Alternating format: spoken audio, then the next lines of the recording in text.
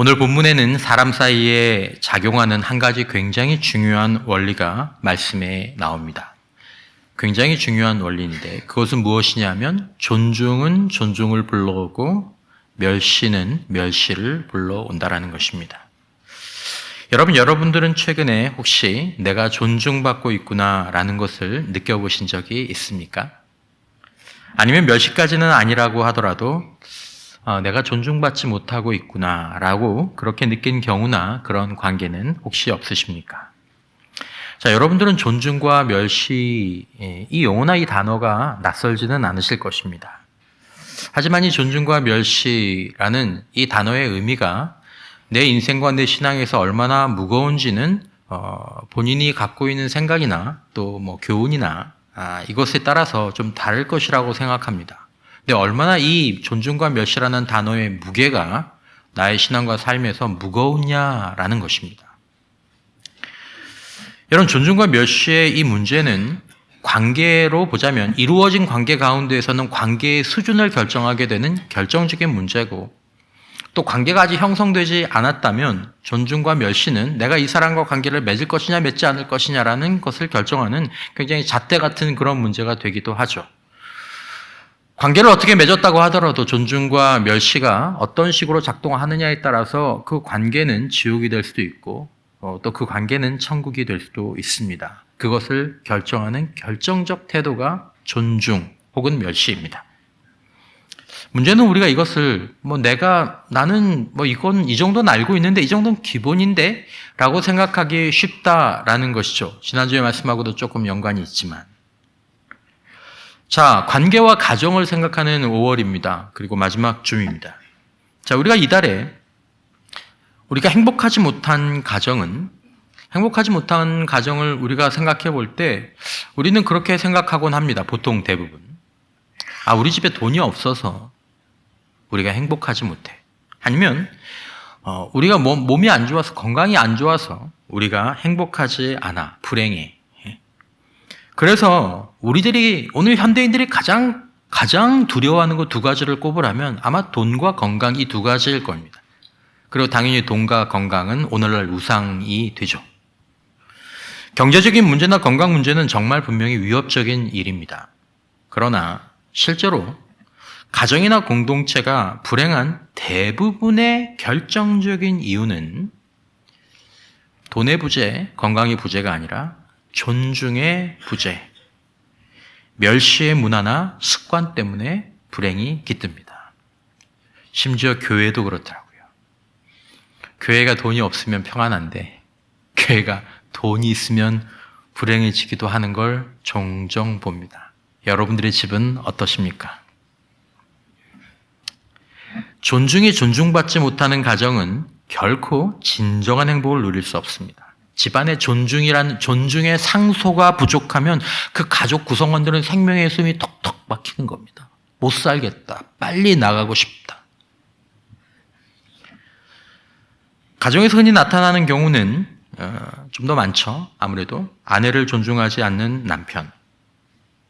아내는 멸시하면서도 자신은 존중받기를 요구하는 이 어리석음이 회개되지 않으면 그 가정에 아무리 돈이 많이 주어져도 남다른 건강이 주어져도 그 가정은 행복할 수가 없습니다. 그러니까 이게 동의가 돼야 됩니다. 이걸 깨달아야죠. 그 가정의 경직된 분위기, 생명의 숨이 막히는 분위기는 거의 대부분의 이유는 그 가정에서 머리의 기능을 담당하는 남편의 자리 자체가 머리입니다. 좋던 싫던 아버지의 자리가 머리의 기능을 감당하고 있기 때문에 그 아버지가, 그 남편이 존중을 배울 기회가 그의 인생 가운데 없었고, 그리고 존중에 대해서 본인이 배우고 실천하려고 노력하지 않았기 때문입니다. 중요성을 몰라서 그랬을 수 있겠죠. 자, 드물지만 반대의 경우도 있죠. 점점 늘어나고 있는 경우. 남편을 멸시하는 아내. 남편을 존중하지 않아도 그녀가 알던 알지 못하던 가정에 자신의 인생의 불행의 문을 여는 것입니다. 난 불행해질 거야. 아내의 마음속에 남편을 향한 존중, 또 남편의 마음속에 아내를 향한 존중이 없다면 그 부부가 이룬 가정은 행복하지 않기로 결정한 가정과 다를 바가 없습니다. 이걸 인정하셔야 됩니다. 부모나 자녀가 서로에게 존중받지 못하고 멸시를 당할 때 그 가정을 행복하게 할 수 있는 길은 없습니다. 그저 그 가정을 행복하게 할 수 있는 사람도 없습니다. 여러분과 저는 존중의 사람입니까? 여러분의 배우자는 여러분을 통해 존중을 받고 있습니까? 아니면 멸시의 말과 행동으로 잊을만 하면 마음을 쿡쿡 찔러대고 있지는 않습니까? 목사님 서운하네. 오늘 나더들하고 이 말씀을 하시네. 절대로 아닙니다. 생각보다 많이 찔리고 있다라는 게 여러분, 그러면 안 된다라는 것입니다. 우리가 불행하게 살고 내가 불행한 가정을 만들려고 작정한 것이 아니라면 제일 먼저 필요한 게 돈이나 건강이 아니라 존중을 배우고 멸시를 버리는 것입니다. 존중으로부터 배우고 멸시를 원수처럼 대해야 되는 것입니다. 간혹 착각하는 경우가 있습니다. 어떤 착각이냐면, 목사님 내가 존중하지 않고 살아도, 내가 살아왔던 그 멸시의 문화를 내가 아이였을 때 우리 집이 그런 문화였어요. 내가 그걸 개선하지 않아도, 목사님 아내나 남편이 날 존중해요. 내 말이면 껍벅 죽어요. 내 말대로 못하는 게 없어요. 여러분, 그러니까 나는 존중받고 있다고 생각하십니까? 내 말대로 되면 여러분, 그것은 진정한 존중이 아닙니다. 그것은 거짓 존경입니다. 그것은 거짓으로 누군가를 존중하고 존경하는 마음이 없는데 존중하는 척하는 것입니다. 어쩔 수 없이 존경하는 거죠. 이건 멸시의 다른 형태입니다. 존중은 무엇입니까? 존중의 정의는 좀 다를 수 있지만 존중의 대상이 인격적인 대상이라면 하나님과 또 사람들 그런 인격적인 대상이라면 존중이라는 것은 그 인격적인 존재의 가치를 인정하는 태도입니다. 당신은 하나님이십니다. 당신은 우리 가정의 머리이십니다. 당신은 우리 교회의 장로님이십니다. 당신은 우리 교회의 사역자이십니다. 당신은 나의 교사이십니다. 등등등. 존중의 대상이 어떤 일이나 단체라면 그 일이나 기관의 가치를 인정하는 태도가 존중입니다. 학교를 인정하고 정당을 인정하고 정부를 인정하고 교회를 인정하고 이게 존중이죠. 멸시는 그 반대로 가치를 부정하는 것입니다. 필요 없어. 그 역할 별거 아니야. 존중은 그냥 높여주는 것이 아닙니다. 존중은 가치와 연결되어 있습니다. 가치와 역할을 인정하는 말과 태도가 존중입니다. 목사님이 나를 교회의 중요한 직분자로 목사님의 말과 목사님의 태도와 표정을 보면서 그렇게 인정받는 게 이게 존중입니다. 여러분, 왜 존중과 멸시가 그렇게 힘이 큰가? 어쩔 때는 돈보다도 어떨 때는 건강보다도 이것이 왜 행복과 불행을 우리 공동체에서 결정하게 되는가? 왜냐하면 이것이 가치에 대한 것이기 때문입니다. 인간에게 가치라는 문제는 너무 중요한 문제입니다. 만일 우리가 나를 존중하는 사람 앞에 서면 나는 가치 있는 사람이라고 느끼게 됩니다. 나는 가치 있는 사람. 반대로 나를 멸시하는 사람 앞에 서면 나는 무가치하거나 있으나 마나한 사람이라고 느껴지게 됩니다. 여러분 앞에서, 우리 앞에서 배우자는 무엇을 느낄까요? 나는 귀한 사람이구나. 나는 꼭 필요한 사람이구나. 나는 가정의 머리구나. 나는 목숨을 바쳐 지킬 만한 그런 배우자이구나. 여러분, 우리 앞에서 나를 만나는 직원들이나 상사나 고객이나 이웃은 어떤 것을 느끼겠습니까? 저분이 나를 존중하는구나. 그분의 눈빛에 말에 그분의 행동이. 무엇보다도 가장 우선적이고 중요한 것은 가정입니다. 가정. 가정, 여기부터. 물론 존중은 사실 하나님을 바로 아는 사람들이 먼저 이것을 실천할 수 있습니다. 여러분, 성경적인 존중은 어떻게 가능한 것이냐면 여러분들이 이건 아실 거예요. 모든 사람 안에 담겨 있는 하나님의 형상, 사람들 안에 있는 고귀한 가치, 이건 어떤 분이 영광이라고 표현했지만 그 안에 있는 영광을 인정하는 것이 성경적인 존중입니다. 보이진 않아요. 근데 있는 거죠. 그것을 믿음의 눈으로 바라보고 겸손과 사랑의 말과 행동의 환대로 그들의 역할과 존재를 귀중히 여기는 것이 성경적인 존중입니다. 당신 안에 고귀한 것이 있습니다. 당신은 중요한 분입니다. 당신은 이런 분입니다. 내 말과 내 행동이 그것들을 드러내는 것입니다. 여러분, 우리가 왜 존중을 받아야 합니까?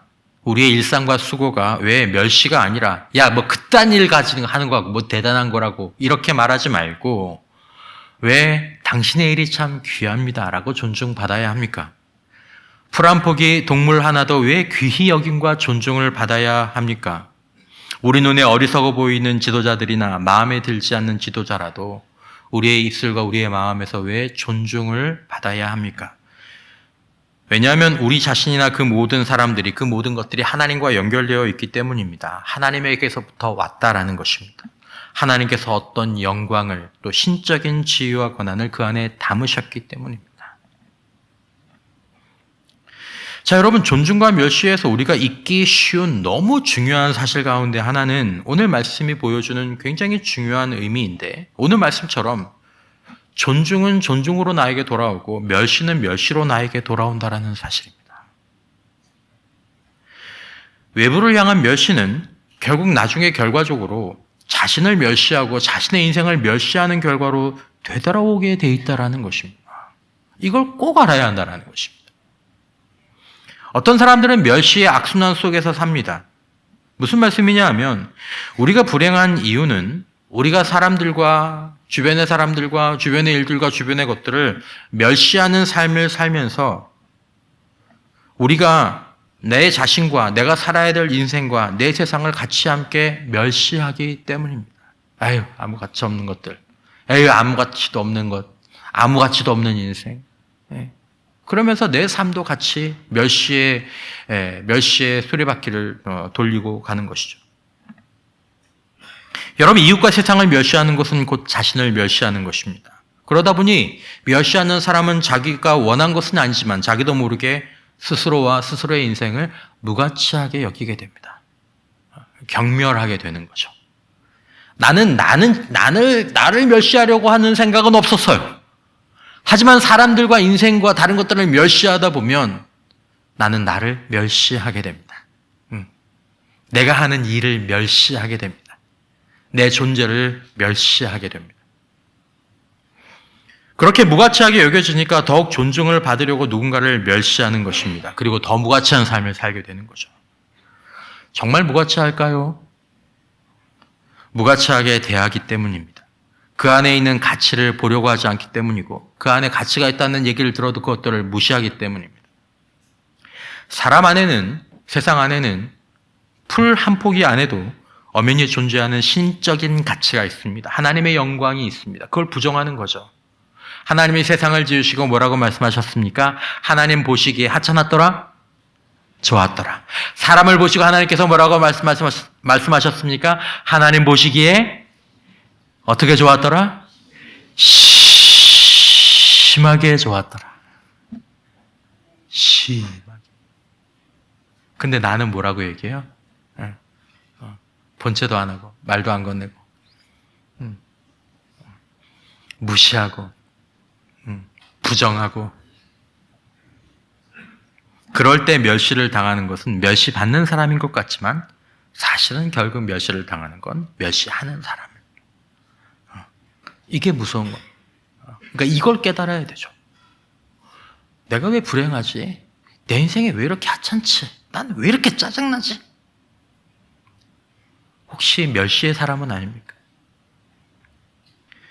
우리는 하나님은 존중했다고 말할지 모릅니다. 오늘 본문을 읽으면서 그래, 나는 하나님은 존중해. 나는 하나님을 멸시한 적은 없어.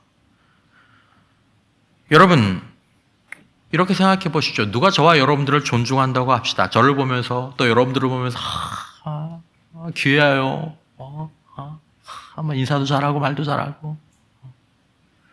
그리고 돌아서서 저와 여러분들이 하는 일이나 저와 여러분들의 자녀나 친구들을 멸시한다고 생각해 봅시다. 그러면 여러분은 우리를 존중하는 그 사람의 존중이 참된 것이라고 여겨지시겠습니까? 아닙니다. 우리를 멸시하는 것보다 더 심한 멸시라고 느낄 것입니다. 차라리 나를 멸시해라. 내 일을 멸시하고 내 자녀를 멸시하고 내가 사랑하는 사람들을 멸시하려면 그냥 나를 멸시해라 차라리. 그렇게 하지 않겠습니까? 우리는 하나님을 존중한다고 하면서 하나님의 자녀들, 하나님이 귀하게 여기시는 것들, 사람들, 하나님이 아름답고 야 좋다.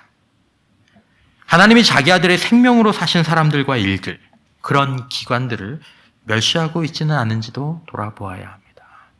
그것은 하나님에 대한 존중과 멸시를 결정하는 이 잣대가 되기 때문입니다. 배우자를 멸시하고 존중하지 않는 것은 하나님을 멸시하는 것입니다. 상사나 부하들, 내 취향에 맞지 않는 지도자들을 멸시하고 존중하지 않는 것도 하나님을 멸시하는 것입니다. 정치인들이나 어떤 사람들 아주 쌍욕을 하면서 그렇게 내뱉는 말들, 하나님에 대한 멸시입니다. 그리스도인들은 그렇게 얘기하면 안 됩니다.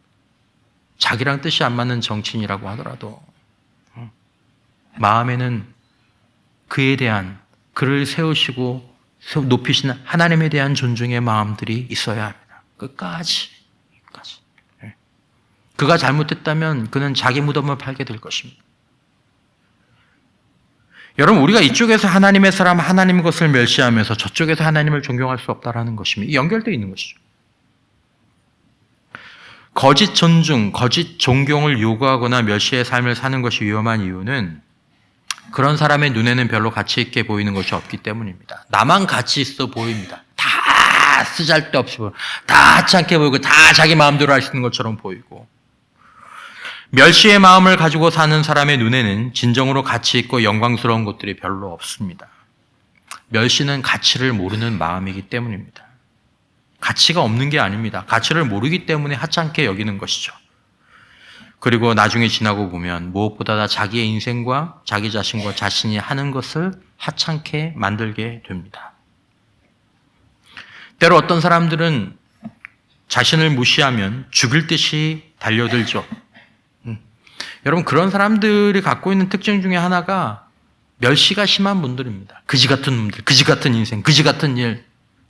그렇게 말하면서 누가 그 사람을 무시하면 죽일 듯이 달려들지만 사실은 자기를 가장 무시하고 자기를 가장 멸시하는 사람은 멸시의 마음을 갖고 사는 자기 자신인 것입니다. 그러니까 멸시를 견딜 수 없는 것입니다. 여러분, 우리가 다른 사람과 또 세상을 멸시하면서 자신과 자신의 삶을 진정으로 귀하게 보면서 살 수 있을까요? 그렇게 못 삽니다. 멸시하면서 나는 귀하다, 아름답다, 참 고귀하구나, 그렇게 못 산다라는 것입니다. 그런 인생이 언제 회복됩니까? 드물게 회복되는 계기가 있습니다. 언제요? 무엇인가를, 누군가를 존중하는 마음을 품으면서 멸시를 내어버리고 그 가치를 인정하는 마음, 남편이 참 귀하구나, 아내가 참 귀하구나, 부모님과 자녀가 참 귀하구나, 일이 참 고귀하구나, 이 작은 것에도 의미가 있구나. 그것들을 인정하는 말과 태도와 생각을 품기 시작하면서 자기 인생과 자기 주변의 사람들과 자기의 삶에 존재하는 것들과 자기 인생의 가치가 서서히 보이기 시작합니다. 아름답구나, 귀하구나, 좋구나, 사랑스럽구나, 감사하구나.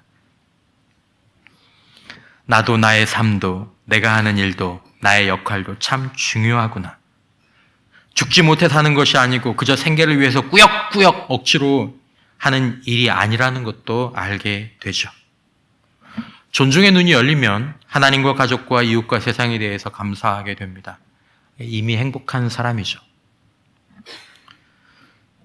가치를 존중하는 자가 나 자신이 살아야 될 가치를 깨닫게 됩니다. 인생이 재밌어지죠. 돈이 벌려서가 아닙니다. 왜냐하면 가치 있는 일을 하기 때문입니다. 가치 있는 일.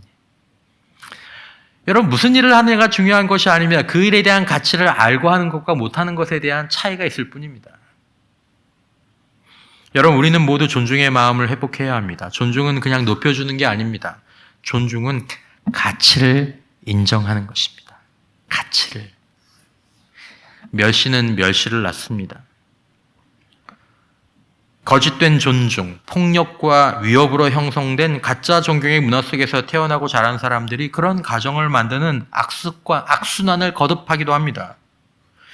여러분, 혹시 내가 멸시의 문화 속에서 자랐다고 하더라도 나는 그렇게 사는 것밖에, 그렇게 아버지 노릇, 그렇게 부모 노릇 하는 것밖에 모른다고 하더라도 내가 그렇다는 사실을 겸손히 하나님 앞에 나아가 인정하고 하나님께 진정한 존중을 배우면 우리는 달라질 수 있는 줄 믿습니다. 그렇게 해서 존중이 가정에 들어오면요, 가정은 그 전과는 달라진 환경이 있는 게 아니라 환경은 똑같은데 그냥 존중만 들어왔을 뿐인데 가정의 행복의 기운이 돌기 시작합니다. 아버지가 존중의 길을 가기 시작하면 가정의 수입이 전과 같아도, 아니 좀 더 줄어도, 아직 아픈 식구가 있어도 그때부터 가정은 잠자고 도망쳐 나오는 곳이 아니라 가정은 쉴 수 있는 곳이 되는 것입니다. 가장들은, 특별히 남편과 아버지들은 이 가정에 대한 책임이 있습니다. 왜냐하면 우리가 머리이기 때문입니다. 우리가 머리이기 때문입니다. 이 책임이 우리에게 있습니다.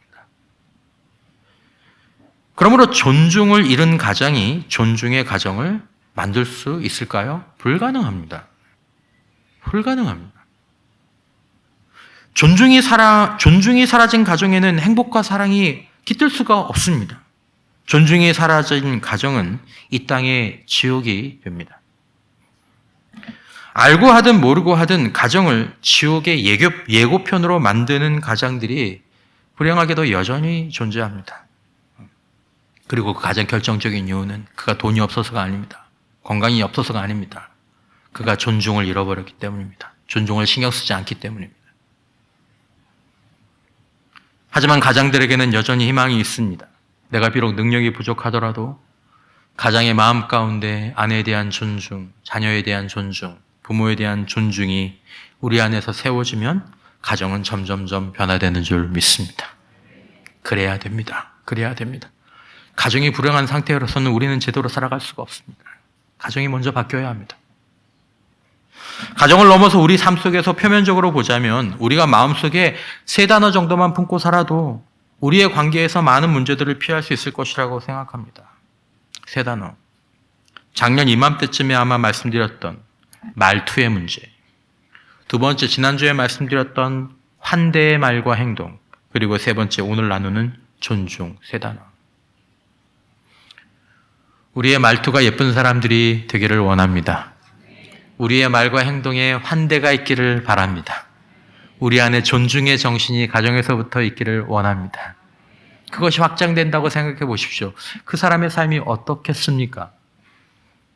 그 사람의 관계는 어떨까요? 관계가 회복된 사람의 인생은 어떨까요? 오늘 집에서 상처를 받고 혹시 예배에 오신 분들이 있다면 말투 때문이 아닌가요?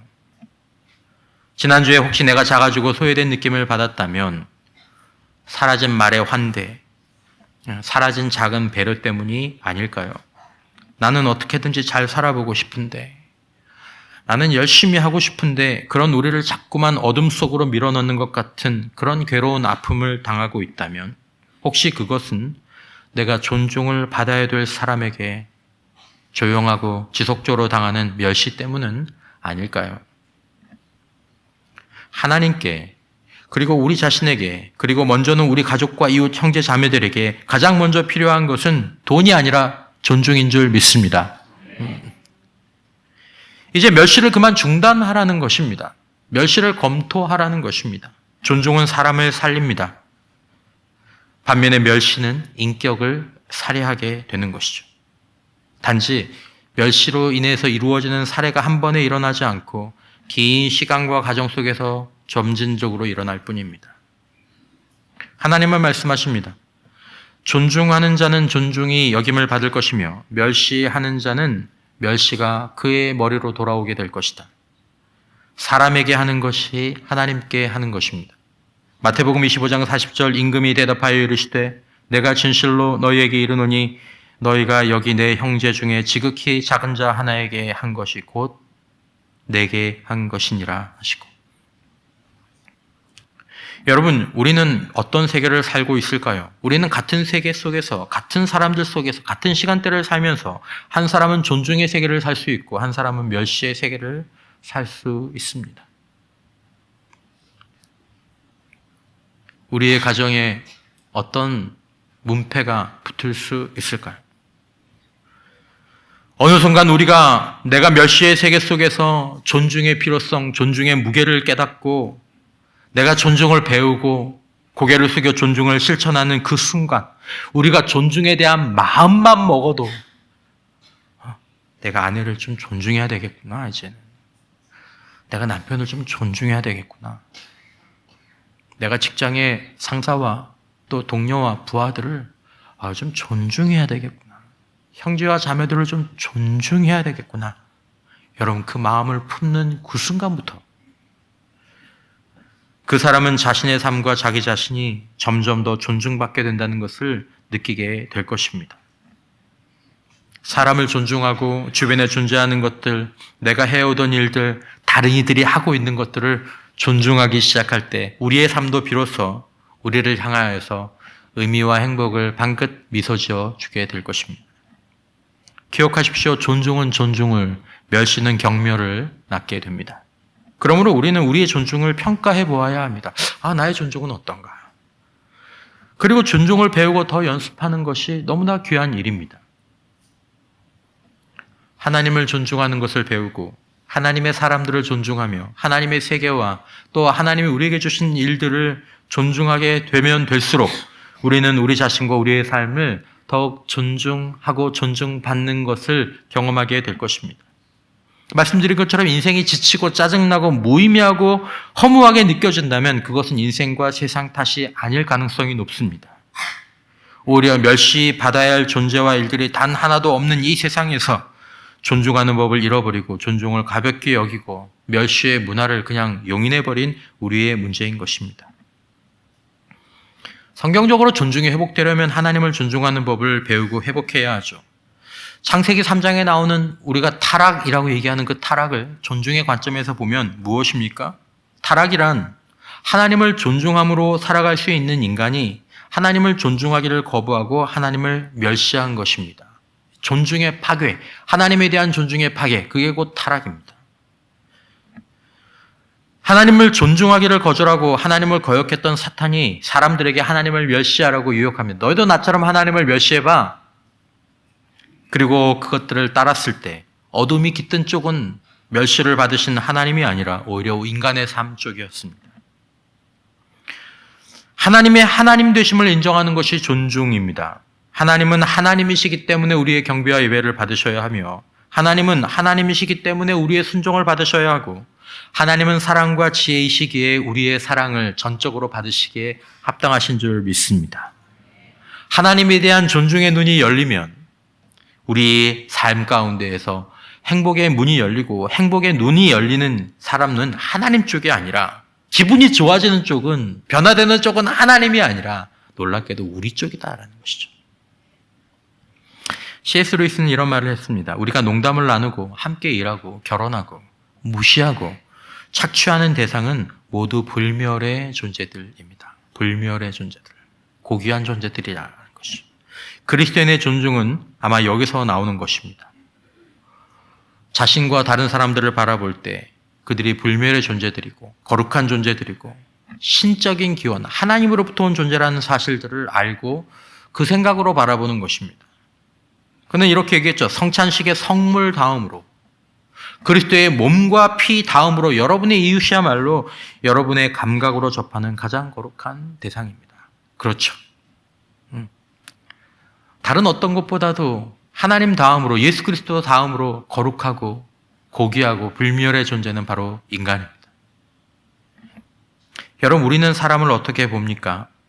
아내와 남편과 형제와 자매들을, 오늘 내가 만나는 사람들을 하나님, 늘 그렇지는 못하겠지만 가끔은, 한 번쯤은, 몇 번쯤은 그 존재들을 불멸의 존재로, 거룩한 존재로, 하나님으로부터 온 존재로 바라볼 수 있는 눈을 우리에게 허락하여 주옵소서.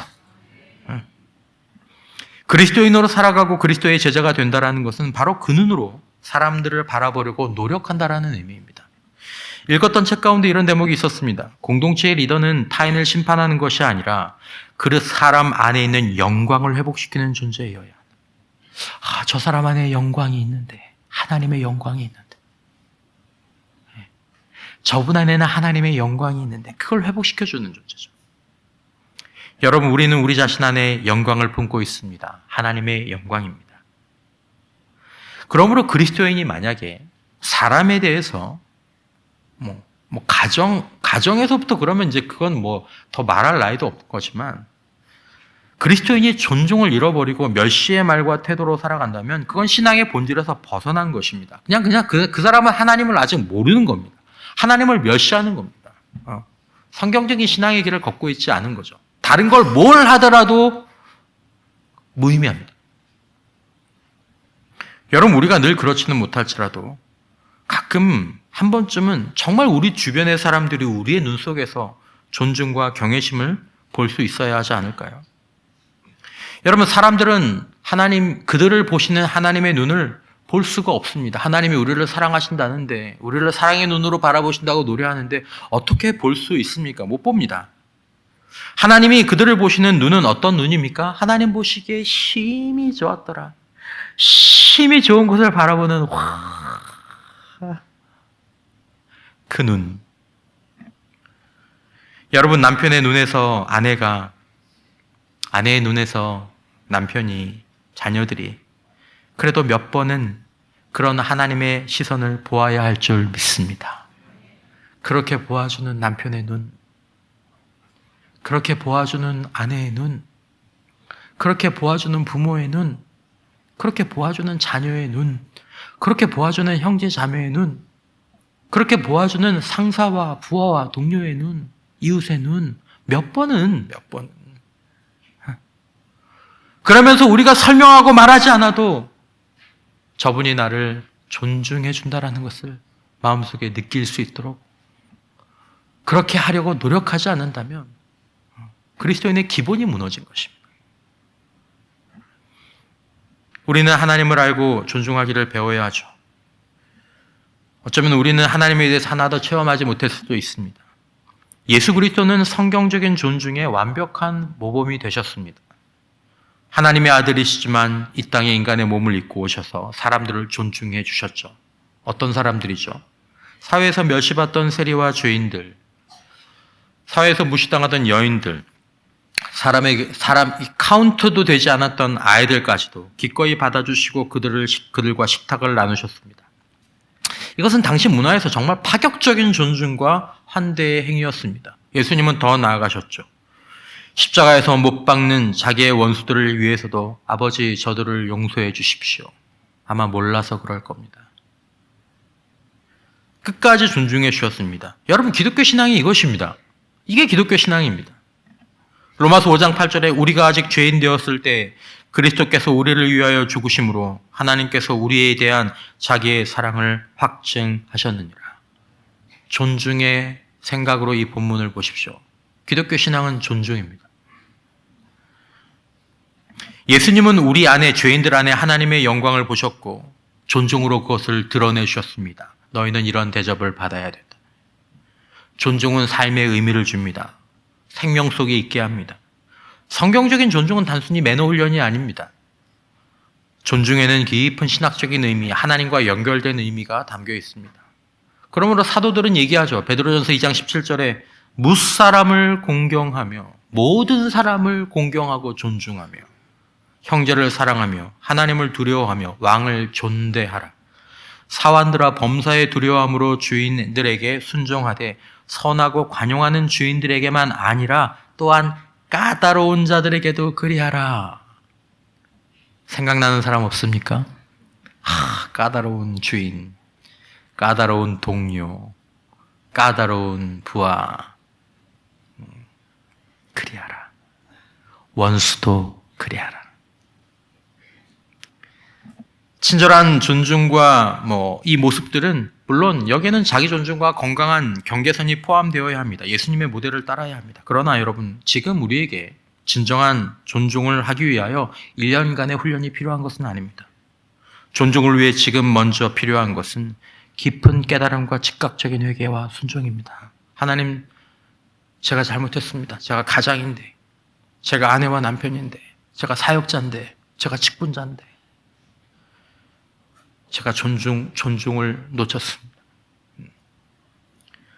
우리는 가벼운 멸시는 괜찮은 듯이 가정에서 배우자들에게, 자녀들에게, 부모에게, 가정에서, 사회에서, 심지어 교회에서도 가벼운 멸시를 괜찮아, 이 정도는 반말로 직분을 찍찍 불러가면서 그리고도 괜찮아요. 큰일 납니다. 그로 인해서 우리는 우리 스스로를 멸시하며 살게 되었습니다. 놀라움과 거룩함과 감사가 없는 우울한 세상을 살게 됩니다. 존중이 회복되면 삶과 신앙이 달라집니다. 존중이 변화되지 않으면 삶과 신앙은 절대로 달라지지 않습니다. 여러분, 우리는 배우자에게 어떤 사람일까요? 자녀들에게, 부모님에게 먼저 이 문제를 가정에서 해결하고, 그리고 더 나아가서 우리의 가정, 우리의 직장, 그리고 우리와 형제 자매들에게 나는 어떤 사람인가 돌아보아야 합니다. 왜냐하면 그것이 하나님께 나는 어떤 사람인지를 결정하게 되는 문제이기 때문입니다. 어떤 사람들은 교회가 영혼을 구원하고 전도하며 선교하는 일에 목숨과 생명과 재물을 다 걸어야 한다라고 말씀하십니다. 맞습니다. 그래야죠. 그러나 정말 그래야 한다고 믿는다면 먼저 세상에 존중을 보이라고 소리를 쳐야 할 것입니다. 요한복음 13장 34절 새 계명을 너희에게 주노니 서로 사랑하라. 내가 너희를 사랑한 것 같이 너희도 서로 사랑하라. 너희가 서로 사랑하면, 존중의 사람이 되면 모든 사람이 너희가 내 제자인 줄 알리라. 이 말씀을 하시기 전에 예수님이 보이신 것이 무엇입니까? 내가 주와 또한 선생이 되어 너희 발을 씻었으니 너희도 서로 발을 씻어주는 것이 옳으니라. 내가 너희에게 행한 것 같이 너희도 행하게 하려 하여 본을 보여노라. 존중해라, 제발. 여러분, 만일 우리가 우리의 배우자와 가족을, 우리가 우리의 동료들이나 우리의 이웃들을, 형제 자매들을 내가 선생님의 스승임에도 불구하고 발을 씻어주는 존중을 우리의 눈과 마음과 우리의 손과 발에 담았더라면, 우리가 예수의 제자됨을 드러냈을 때, 교회 오세요. 예수님에 대해서 한번 들어보지 않으실래요? 그랬을 때 그들로부터 존중과 귀중히 여김을 받지 않았을까요? 존중이 존중을, 멸시가 멸시를 가져옵니다. 여러분, 오늘날 예수의 제자, 예수의 사람들, 예수의 목사를 떠올릴 때 먼저 머릿속에 떠오르는 단어는 존중일까요? 환대일까요? 마음을 위로하는 말투일까요? 로마서 2장 23절 율법을 자랑하는 내가 율법을 범함으로 하나님을 욕되게 하느냐? 기록된 바와 같이 하나님의 이름이 너희 때문에 이방인 중에서 모독을 받는도다. 존중하지 않는 사람들. 여러분, 하나님의 법은 사랑이고 존중입니다. 우리가 복음을 나누고 전하며 그 전에 또 그것과 함께 우리는 사랑과 존중을 보이고 드러내야 합니다. 그래야 복음이 진정으로 복음으로 전해질 수 있습니다. 여러분, 복음과 함께, 그리고 복음보다 더 중요한 것은 존중입니다. 존중이 무시된 복음과 신앙은 하나님의 멸시를 받습니다. 하나님께 멸시를 돌리는 것입니다. 예수의 이름에 먹칠을 하는 건 복음을 전하지 않는 것이 아니라 존중을 잃어버린 우리의 삶입니다. 무엇보다도 배우자를 존중하지 못한다면 우리의 자녀와 부모에게 우리의 시선과 말과 손과 발의 존중이 담기지 못한다면 그분의 교회 생활과 종교 생활은 저를 포함해서 순서가 바뀐 것입니다. 그건 사람의 종교지 성경적인 신앙은 아닙니다.